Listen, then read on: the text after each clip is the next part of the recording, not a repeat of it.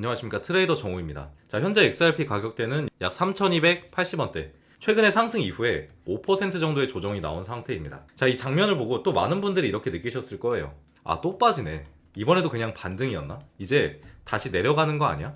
하실 수가 있어요. 그런데 오늘은 이 질문을 조금 다른 방향으로 바꿔보려고 합니다. 왜 빠졌냐가 아니라 이 가격에서 XRP에 어떤 일이 일어나고 있느냐. 지금 이 조정은 가격보다 시장의 태도를 읽는 게 훨씬 중요한 구간입니다. 자, 지금 시장은 XRP를 버리고 있는 중인가? 아닙니다. 지금 시장은 XRP를 버리고 있지 않습니다. 오히려 지금 시장은 이 가격을 받아들일 수 있는지 XRP를 테스트하고 있어요.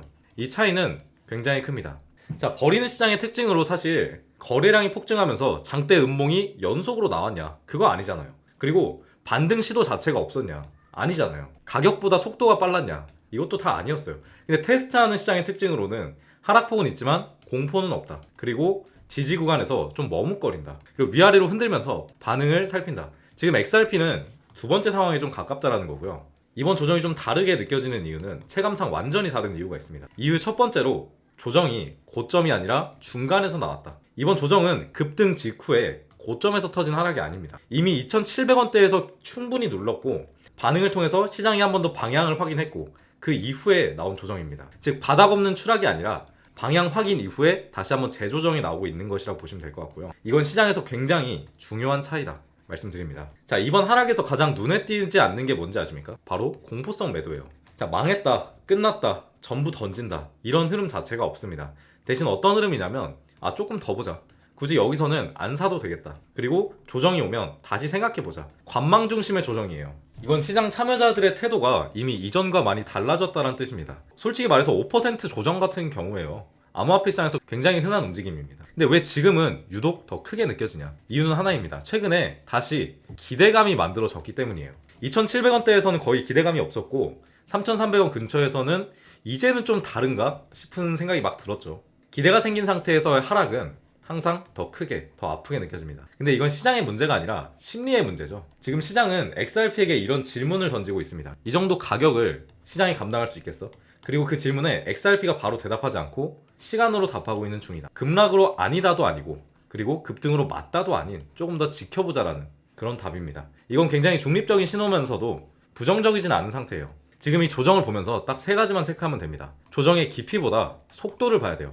빠르게 떨어지는가가 아니라 천천히 밀리는가, 이 부분입니다. 제가 느낀 하락은 대부분 재정렬로 끝납니다. 그리고 앞으로 중요한 건 얼마나 오르느냐가 아니라 반등이 어떻게 나오느냐입니다. 거래량 없이 밀어 올리는지, 눌려도 바로 회복하는지, 다시 3,300원대를 시도하는지, 이 반응이 다음 방향을 결정합니다. 자, 완전히 끝난 자산은 사람들이 얘기 자체를 안 해요. XRP는 여전히 많은 사람들이 분석하고 있고, 여전히 열심히 논쟁이 나오고 있고, 여전히 열심히 관심을 받고 있습니다. 이건 아직 시장이 놓지 않았다는 뜻이고요. 지금 상황에서 가장 위험한 판단은 이겁니다. 조정이 나왔으니까 이번 상승은 실패다.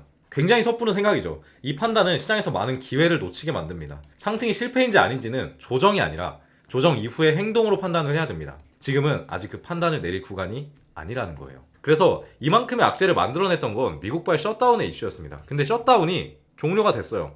근데 아직 심리가 돌아오지 않았었기 때문에 이 정도의 하락이 나왔던 거고요. 당연히 셧다운이 끝났고 지금 심리에 대한 회복도 일어나고 있다 보니까 3,600원대까지는 우선은 한번 찍어줄 수 있겠다.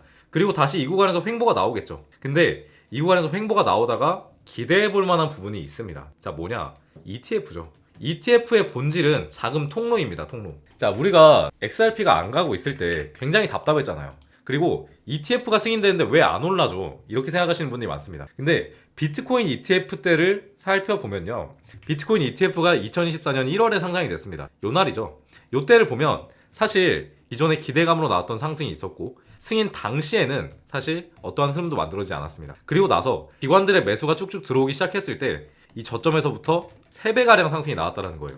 그래서 이 부분은 우리가 노려볼 수 있겠다 말씀드리는 거죠. 사실 이 호재로 인한 상승보다 기관들이 실제로 자금이 들어오기 시작했을 때 나오는 상승이 더 높다는 거죠. 그에 따라서 XRP 또한 이제 3,600원에서 4,900원대 사이에 횡보가 나오다가 기관들의 자금이 들어오기 시작했을 때 이 고점을 넘어서 한번 크게 찍어줄 수 있겠다. 이거는 호재에 대한 부분보다는 사실 구조에 대한 부분에 가깝습니다. 상승이 나올 수밖에 없는 구조다. 기관들이 그리고 지금 ETF를 미친 듯이 사고 있거든요. XRP를 좋게 평가하고 있다. XRP ETF에 대한 자금이 들어오고 있다. 그리고 기관들이 ETF를 매수할 때 한 번에 크게 사지 않습니다. 천천히 꾸준하게 사요.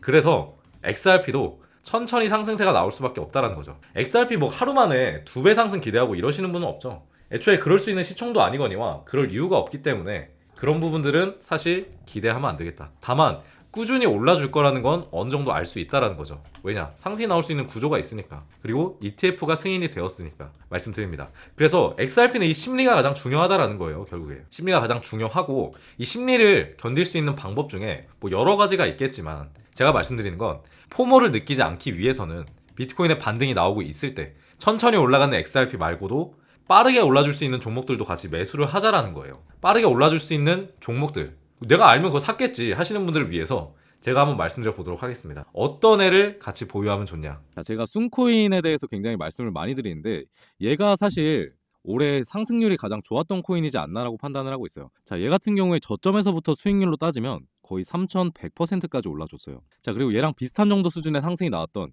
휴머니티 프로토콜 마찬가지로 보자면 1,400% 정도의 급등이 나왔습니다. 자, 그렇기 때문에 저 같은 투자자들이 이럴 때 뭘 하냐면 얘네들의 패턴을 분석을 하기 시작해요.